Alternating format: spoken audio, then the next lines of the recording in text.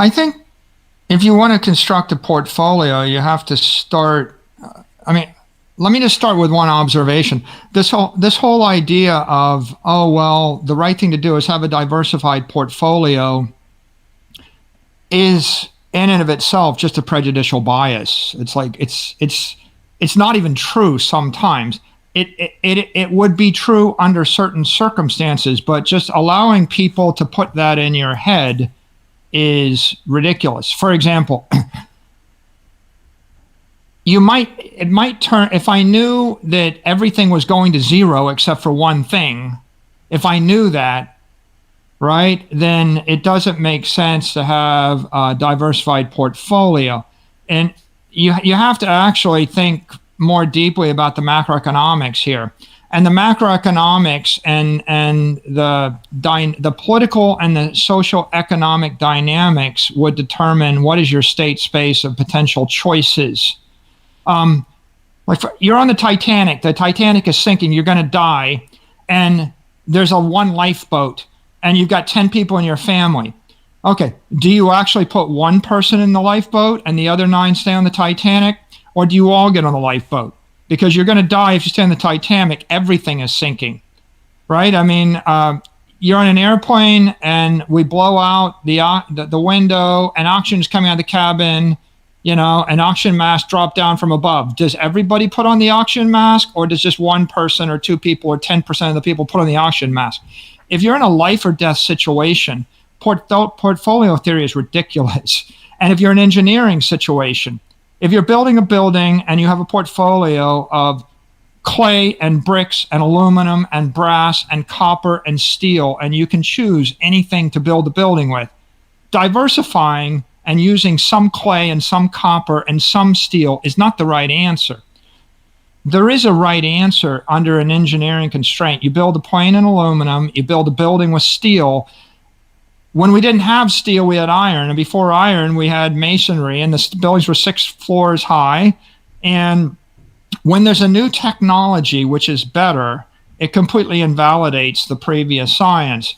So let's look at portfolio theory. Well, there's a lot of arrogant presumption in portfolio theory. Like, if I put you, let's take this example.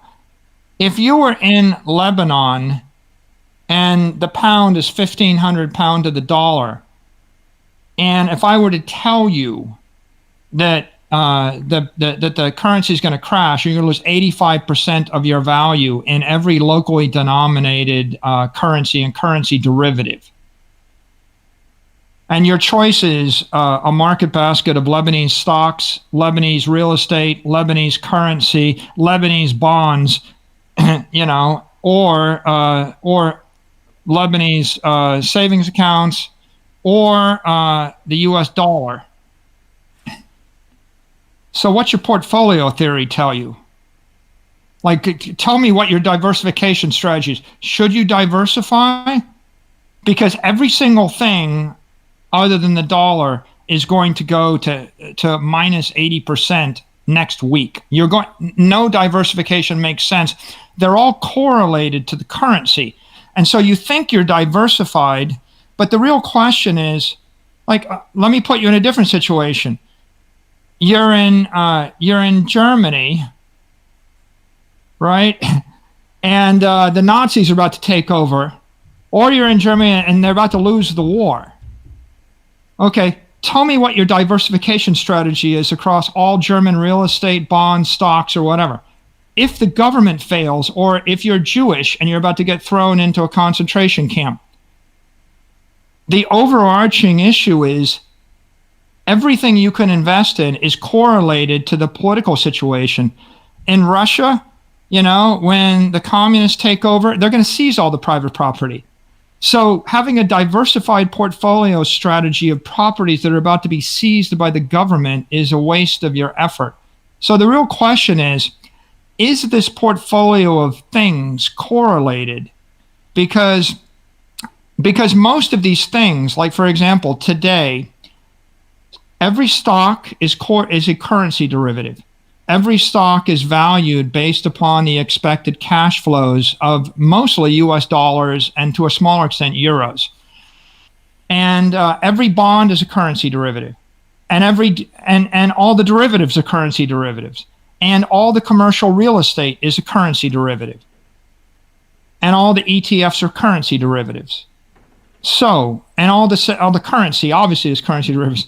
So 90% of what people think they're diversifying into is all correlated to the US dollar. And the US dollar was devalued by something on the range of 30 to 40% in the last 12 months.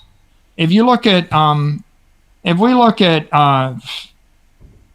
performance over the last 12 months, S&P is up 39%. The S&P generally is up 10% a year for 100 years. So 39% means a 29% collapse. Plus, the dollar was already being devalued at 7% a year. So you could say that backing out the risk premium of holding the stocks, which is traditionally 3% a year, you had a 36% devaluation of the US dollar in the past 12 months, which meant that was a 36% devaluation of all value stocks, all cash, all bonds. If you're holding a bond that's yielding 4%, you've got a negative real yield of minus 34% in 1 year. So to be extreme, what's your diversification strategy if you're holding Argentine equity and debt and real estate? Because the inflation rate there is 85% informally right now. So when you say, should we diversify? The answer is, let's come back to Lebanon. The only answer is you had to convert to dollars, but that didn't work either because they seized all the dollars in the banks. Like they froze all the accounts. So it only works if you diversify to a hard asset and then you get it out of the political jurisdiction where it might be impaired. So we come back to your question, like, how do I view the world today? I think that the first issue is the currency is being devalued everywhere in the world. It's being devalued at the rate of 20% or more, at least in the US. Every other currency is pegged to the US currency. If the U.S. currency actually just collapsed 37%, which is what the S&P index is pointing to, that means the euro collapsed 37% against scarce assets. That means the Chinese yuan collapsed, the CNY collapsed 37% because it's pegged. That means that the Saudi currency, the Emirati currency, the Swiss currency, the Singaporean currency, every first world pegged currency collapsed 37% against scarce assets. Second and developing world collapsed 20% more, and the third tranche, the weak currencies, Zimbabwe, Venezuela, even Argentina, Syria, Iran, Lebanon, they're collapsing 80% against scarce assets. So now you got to ask the question, what if I don't want to own 100% Bitcoin? Mm-hmm. But by the way, it's like people think it's risky to own Bitcoin because it's volatile. That's basically myopic thinking, because what you're doing is you're putting blinders on and you're fixating upon the volatility of Bitcoin instead of looking out. How much did the volatility of Bitcoin hurt you if you own Bitcoin in Lebanon?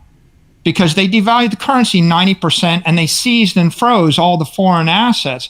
So you lost 90 to 100% of everything in 12 months. Okay, so the volatility of Bitcoin, which is up 280% in US dollars and going back and forth, is, a friend of mine says, when there's blood on your collar, your dry cleaning is the least of your concerns. Mm-hmm. That volatility is second or third order. If the airplane is depressurizing, you're worried about the hygienic standards of the oxygen mask, who gives a crap? You're going to be dead in 60 seconds, right? When the ship is sinking and you're worried about whether you got the best seat on the lifeboat or try to figure out whether you wanted this one or that one, you're going to be dead in 2 hours. So if you have if you're Jewish in Germany in 1932, the only answer is you needed to leave. That's the only answer. There was no other answer. It was just going to get progressively worse. And you're screwing around debating whether you should take a 25% haircut to sell you. Everybody, if you read the history, first they sold their property for a 40% discount, then a 50%, then a 60%, then an 80%, then a 90%, then a 95%. Then they lost everything. Then they had to pay a ransom to get out. And if you were lucky and you paid, a huge amount of money, that came from somewhere else, you might have got out. That's what happens when you have a collapse in a socioeconomic system. So the summary is there's no diversification strategy that works in Venezuela, Benjamin. None. There's nothing that works other than you got to go orthogonal to the monetary system. So let's say in the U.S. we buy the notion that the dollar is collapsing 20 to 35% against scarce assets. And we can debate what it is, but it's at least the M2 money supply is 21% or something. The S&P is telling you that the money supply is, that the currency is collapsing 37%. That's what it's telling you based on history.